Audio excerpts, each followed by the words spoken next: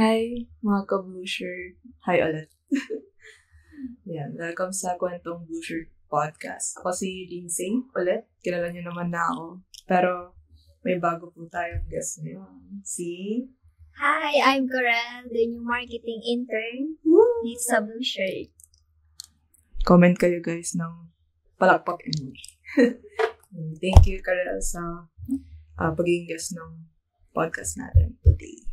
Ayan. So, for this episode, we'll be sharing our personal experience tungkol sa paano ba namin na-survive yung job and, of course, yung interview namin. Ayan. So, let's start siguro sa pag-share ng personal experience. Parang on how we felt or siguro something memorable, Siguro, I'll start. So, I'm working na. Actually, this is my first job. Ayan. So, share ko lang yung experience ko nung nag-job interview ako dito. Actually, ka-graduate ko lang. Tapos, wala pa talaga akong balak maghanap ng work. Age reveal. Oh my God! 16. Joke. Ayan. So, graduate ko lang, then, nag-ipag-deal ako sa pamilya ko na, pahinga muna ako ng 3 months, ganyan. So, tambay lang, nanonood lang ako ng anime sa bahay, ganyan. Pero for some reason, 2 months pa lang, may sudden urge na ako na maghanap ng work. As in, for no reason. So, inayos ko yung resume ko. Tapos, as a graphic designer, yung portfolio din, ayan. Tapos naghanap na ako ng work sa online, hindi ko alam kung bakit. Hanggang sa nakita ko yung Blue Shirt. And malapit lang kasi sa amin, so tinry ko mag-apply. Ayan. Then, gulat na lang ako, may nag-call sa akin na for an initial interview. Wow! Ayan. Yun, di ko pa talaga sinagot nun, di ba? Kasi, syempre introvert. Parang ayaw ko sumagot ng mga calls, ganun. Tapos, ayun, so, nalaman ko na from Blue Shirt pala. Then, initial interview na yun, ng day na yun. So, nag-call lang kami. Then, the next week ata, sinet na ako ng online interview. Ayan.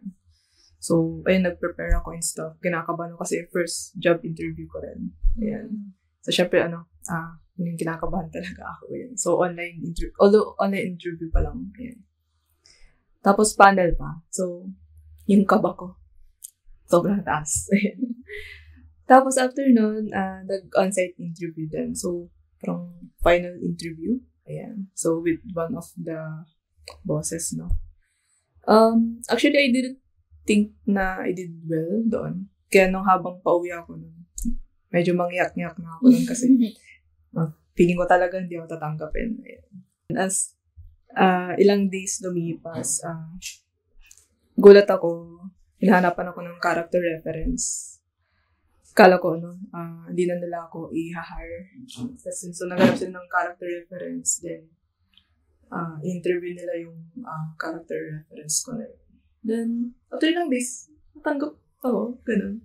Although, parang ang daming days nung nag-wait ako na parang hindi ko alam kung anong mag-feel ko. Kung tanggap ba ako, ano bang masasabi nila ako sa akin. Ganun. Pero yun, during the wait, worth it naman. Ayan. So, ayun lang naman. Memorable siya sa akin kasi hindi ko alam kung anong mag-feel ko. Dahil nga first job interview ko to. Parang ewan lang. So, ikaw, Congrats, Ma'am Lindsay. thanks.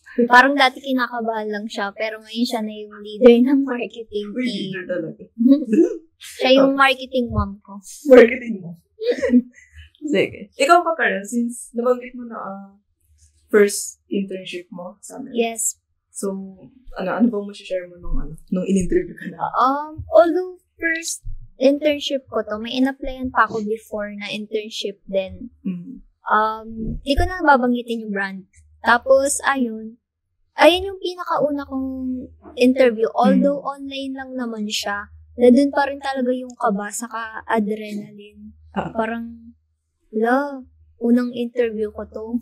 Anong mga dapat kong gawin, ganun. So, naramdaman ko talaga dun yung kaba kasi as a person, hindi ako yung sobrang outspoken, ganun. Hindi ako verbal communicator. So, meron talagang doubts kung masasagot ko ba ng maayos yung mga tanong, ganun. And kung ma-justify ko ba yung nakalagay sa resume ko na credentials, saka achievements, ganyan. So, ayun. I think tong topic na to, it's something that everyone goes through at some point. Kaya for sure, makaka-relate yung lahat. And I hope na from our experience, may matutunan kayo. Tapos ayun, sa interview ko with Blue Shirt, alam nyo, nakita ko yung email after ko mag-send ng resume. Nakita ko nakalagay, initial interview. Lalo akong kinabahan kasi initial interview, ibig sabihin may final interview pa, ganun. Unlike din sa una kong in-applyan na yun lang talaga yung interview. Pero kasi, during the initial interview, parang hindi mo mafe-feel na like interview talaga siya kasi ang peaceful lang ng vibe and nagustuhan ko yung attitude nung nag-i-interview sa akin. And I think that helped me get through that interview. Kasi hindi ako nakaramdam masyado ng kaba, ganyan. Si Miss Leslie yung nag-interview sa akin. Shout out kay Leslie! Yeah. Akala ko nga mamimit ko siya dito eh. Pero yun, she was so calm.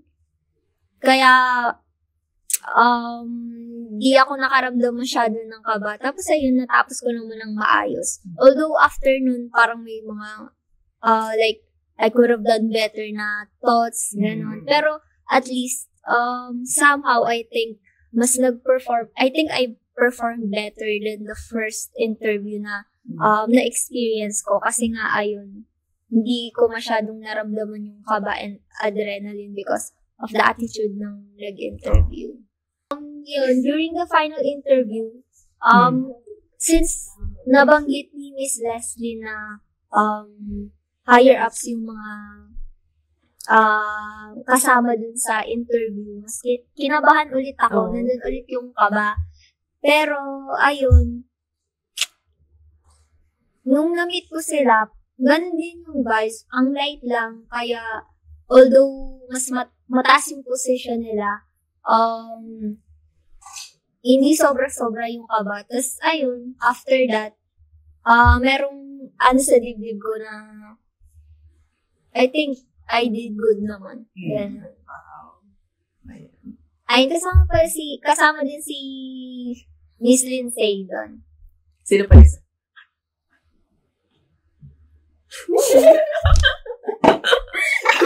Isa sa mga boss namin.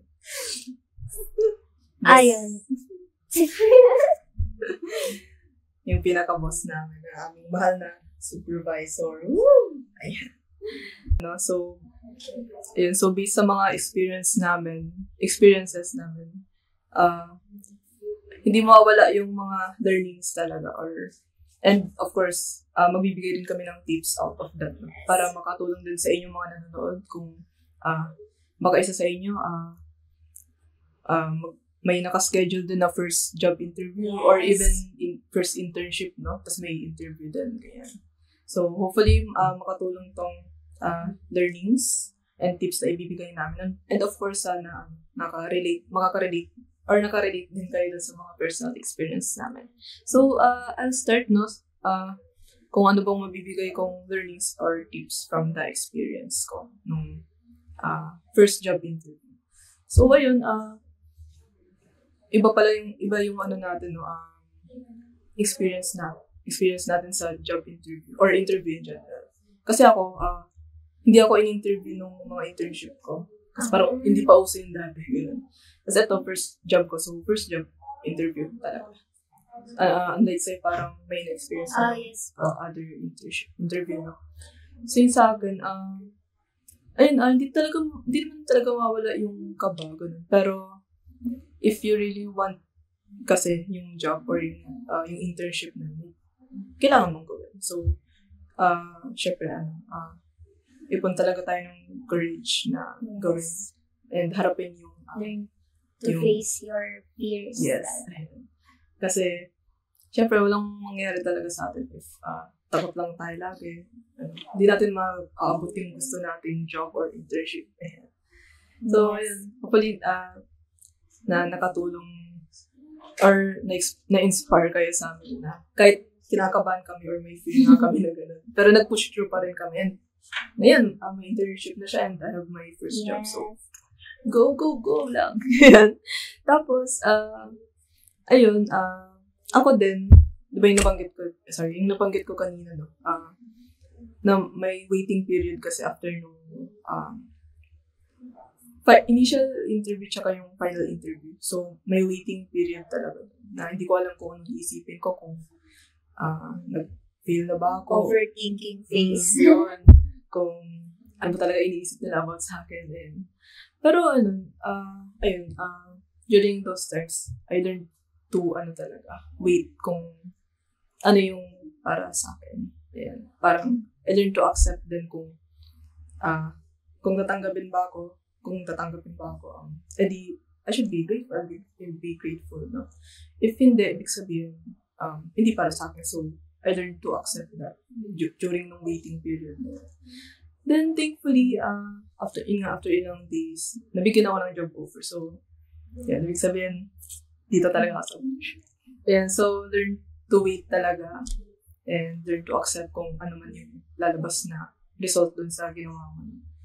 So, ayan, and of course, face your fears. Ayan. Ikaw naman, Karel, anong mabibigay mong learnings and tips sa ating mga manonood? Well, ako naman, since nabanggit ko kanina na meron akong I could have done better thoughts after ng interviews ko, isa sa mga natutunan ko is you should always come prepared.